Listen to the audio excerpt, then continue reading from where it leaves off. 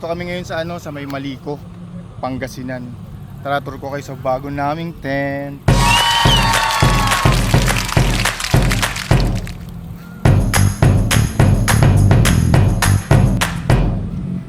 Ano nga pala to? Yung Village 13 ng Nature Hike.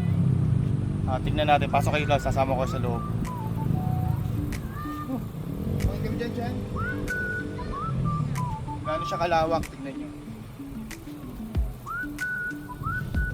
Kasya yung dalawang airbed na queen at saka double.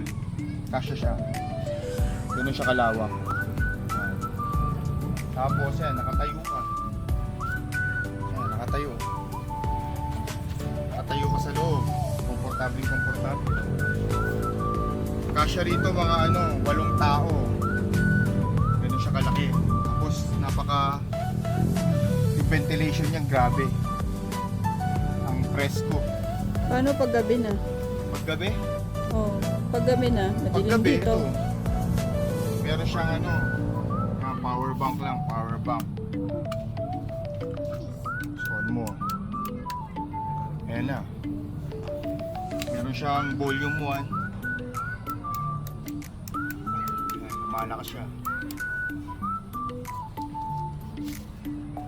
Malakas. Mas maganda to paggabi. Papakita natin sa inyo mamaya yung paggabi nito.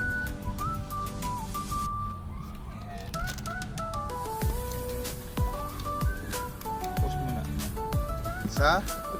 Sunod natin yung alin? Ano yung susunod natin? Kitchen. Kitchen. Sa kitchen, dirty kitchen talaga, literal. Dito kami ngayon sa labas.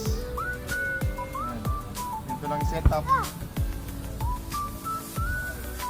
Literal na dirty kitchen. Ito mo yung personal rep mo. May rep ka ba? Marami akong rep. To, tingnan mo. Pangalawang araw na yan. Pangalawang araw na yan.